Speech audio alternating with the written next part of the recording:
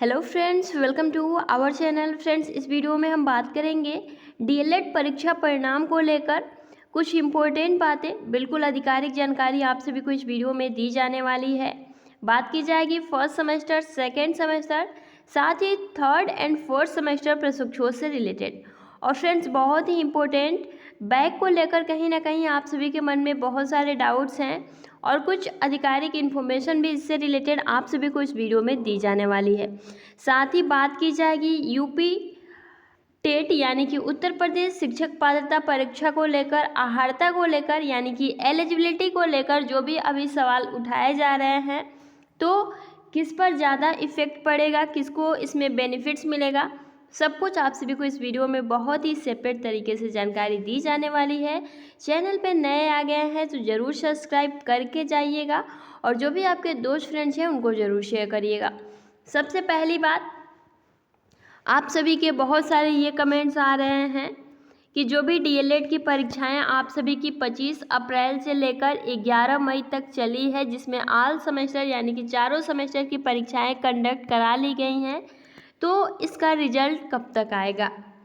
तो सबसे पहली बात देखिए फ्रेंड, जो आपके रिजल्ट की प्रक्रिया है आप सभी को पता भी है कि परीक्षा नियामक प्राधिकारी द्वारा इतना फास्टली काम या फिर आप कह सकते हैं वर्क नहीं करा जाता है और रिजल्ट आने में लगभग आपके 1 मंथ तो लग ही जाते हैं। अगर बात की जाए यहाँ कॉपियों के मूल्यांकन को लेकर, तो देखिए अभी आप देख रहे होंगे बहुत सारी बातें जो है आप सभी को बताई जा रही हैं कि ये हो रहा है या फिर पैसा देकर।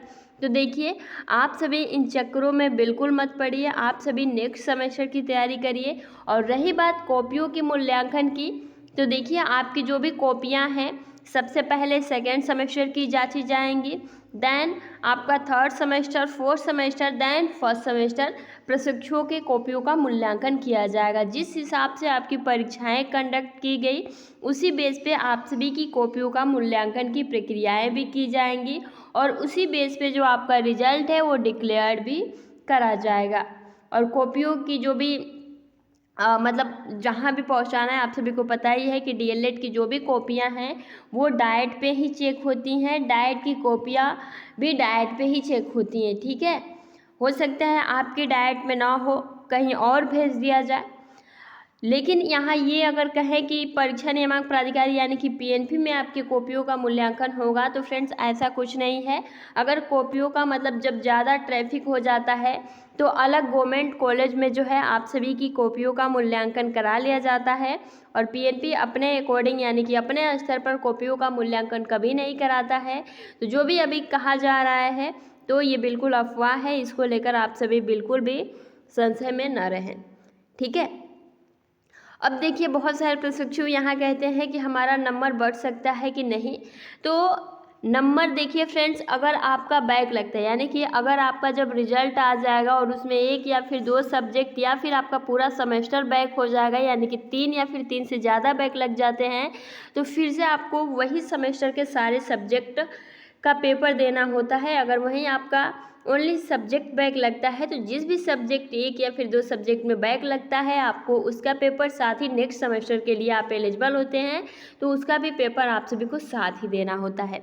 ठीक है, तो उसके लिए देखिए स्क्रूटनी रिजल्ट स्क्रूटनी फॉर्म आता है। तो बस इस बार यही चाहेंगे हम लोग परीक्षा नियामक प्राधिकारी से कि स्क्रूटनी का जो फॉर्म है कहीं ना कहीं इसको स्किप कर देना चाहिए, क्योंकि संस्थानों की तरफ से कहीं ना कहीं स्क्रूटनी फॉर्म के लिए प्रशिक्षुओं से पैसे लिए जाते हैं कि आप सभी के नंबर बढ़वा दिए जाएंगे और होता कुछ नहीं है, है ना। उसमें कोई भी करेक्शन देखने को नहीं मिलता है, या फिर आप ये भी कह सकते हैं बहुत सारे साइड इफ़ेक्ट हैं।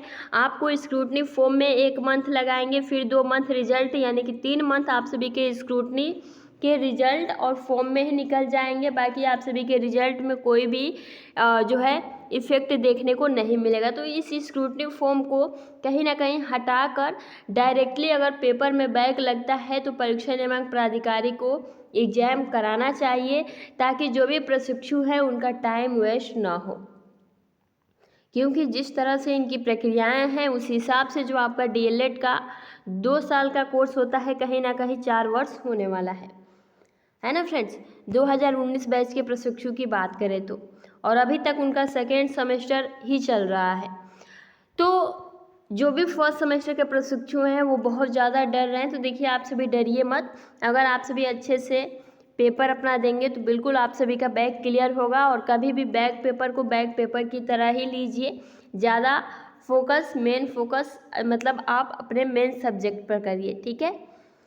और बात अगर की जाए, अगर फिर से आप सभी का बैक लग जाए तो, यानी कि खासकर अगर बात करें सेकेंड सेमेस्टर डबल बैक प्रशिक्षु, क्योंकि 3 बैक लग जाने के बाद कहीं ना कहीं आपकी डीएलएड का जो भी डिप्लोमा सर्टिफिकेट है वो रद्द कर दिया जाता है, या फिर आप कह सकते हैं आप इसके लिए एलिजिबल नहीं होते हैं। हालांकि एक और नियम चलाया गया है कि अगर आपका 3 से ज़्यादा बैक लग जाता है तो आप क्या करेंगे, एक एप्लीकेशन फॉर्म लिखेंगे और आप सभी अपने एससीईआरटी पर पहले देते थे। हालांकि पीएनपी द्वारा ये कहा गया है कि आप अपने डाइट पे ही दे सकते हैं अब। तो उसमें भी देखिए फ्रेंड्स, बहुत सारे कंडीशंस होते हैं। कहा यह भी जाता है कि जिसका मतलब जान पहचान होता है उसका ही नेम आता है, यानी कि कहीं ना कहीं कुछ भेदभाव देखने को मिलता है। क्योंकि प्रत्यावेदन अगर 5000 फिलअप किए जाएंगे तो कहीं ना कहीं अगर ज़्यादा से ज़्यादा बात की जाए तो 4000 प्रशिक्षुओं का ही एग्ज़ाम कराया जाएगा। तो कहीं ना कहीं 1000 प्रशिक्षु कहाँ जाएंगे। तो कहीं ना कहीं इसमें भी कुछ भेदभाव देखने को मिलते हैं। तो बस यही कहेंगे, परीक्षा नियामक प्राधिकारी से अगर चौथा मौका दिया जा रहा है तो सभी प्रशिक्षुओं को दिया जाए, है ना। क्योंकि सभी प्रशिक्षुओं ने बहुत ज़्यादा पैसा है, इसमें हर बात में पैसा लगता है। डीएलएड की कोर्स की बात करें तो वो चाहे आपका फाइल हो, ड्रेस है, जूते हो या फिर कोई कार्यक्रम हो, तो 5000 से नीचे तो कोई मांगते नहीं है। तो कहीं ना कहीं अगर चौथा मौका दिया जा रहा है तो सबको दिया जाए और स्क्रूटनी का जो भी फॉर्मेलिटीज़ है इसको ख़त्म कर दिया जाए ताकि प्रशिक्षुओं का टाइम बचे, है ना। बाकी आप इससे एग्री रखते हैं कि नहीं रखते हैं, इस बात को आप ज़्यादा से ज़्यादा शेयर करिएगा। और जो आपका रिजल्ट की प्रक्रियाएं हैं, देखिए फ्रेंड्स, मैंने अभी कहा, हालांकि परीक्षा नियामक प्राधिकारी की तरफ से ऑफिशियल तरीके से ये नहीं कहा गया है कि आपकी कॉपियों की मूल्यांकन की प्रक्रियाएं स्टार्ट हो गई हैं, लेकिन हाँ फ्रेंड्स, बिल्कुल आप सभी की कॉपियों के मूल्यांकन की प्रक्रियाएं जो भी हैं, जैसे पहले एग्जाम सेकेंड सेमेस्टर का हुआ तो आप सभी की कॉपियों का मूल्यांकन स्टार्टिंग कर दिया गया है, ठीक है। और उसके बाद से सारी प्रक्रियाएं, सारे सेमेस्टर की कॉपियों को जो है चेक करा जाएगा और उसके बेस पे आप सभी का जो रिज़ल्ट है, उम्मीद यही है कि अभी आपका ये मई चल रहा है, जून के मध्य में जो आपका रिज़ल्ट है, ज़्यादा से ज़्यादा भी देरी होता है तो ऑल सेमेस्टर का जो रिज़ल्ट है वो डिक्लेयर्ड कर दिया जाएगा, ठीक है। बाकी देखिए परीक्षा नियामक प्राधिकारी इस पर क्या एक्शन लेते हैं। आगे कोई भी अपडेट आएगा तो आप सभी को ज़रूर दी जाएगी। बैक को लेकर आप सभी बिल्कुल भी परेशान मत होइएगा, ठीक है। वहीं बात करें टेट को लेकर फ्रेंड्स, अभी आप देख रहे होंगे रिसेंटली, और कहीं ना कहीं पीएनपी भी इसमें ही लगा हुआ है ना।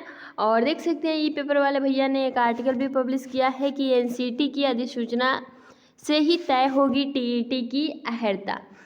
क्योंकि फ्रेंड्स आप सभी ने देखा होगा एनसीटी की तरफ से एक गाइडलाइंस बनाई जाती है 28 जून 2018 को, और ये अधिसूचना जारी कर दी जाती है कि टीईटी में बीएड के जो भी प्रशिक्षु होंगे वो भी एलिजिबल होंगे प्राथमिक लेवल पर।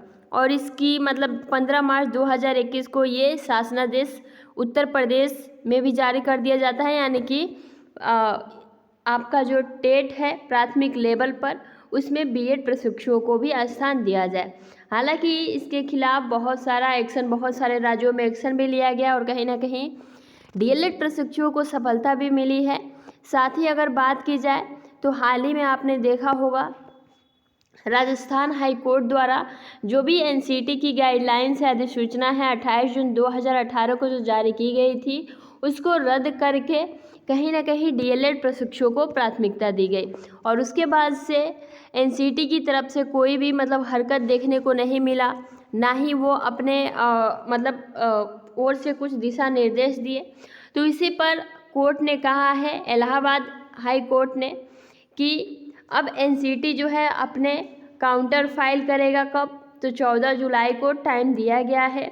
तो अब देखते हैं कि आगे क्या होता है। हालांकि अगर बात की जाए तो परीक्षा नियामक प्राधिकारी द्वारा जो भी बीएड के प्रशिक्षु हैं उनके प्राथमिक लेवल पे जो उनका रिजल्ट है वो पेंडिंग में रखा गया है और कोर्ट का जो भी फैसला होगा वो मान्य उनके रिजल्ट पर करा जाएगा। तो ये अब आगे देखने वाली बात है कि निर्धारित शैक्षिक अर्हता क्या रहती है, ठीक है। बाकी इनमें किन प्रशिक्षुओं की जीत होती है ये तो अब आप सभी को आगे देखने को ही मिलेगा। बाकी फ्रेंड्स आगे कोई भी अपडेट आता है तो आप सभी को इस चैनल पे ज़रूर दी जाएगी। बने रहें चैनल के साथ। मिलते हैं, तब तक के लिए आप सभी अपना ख्याल रखें। Thanks for watching, take care, have a nice day.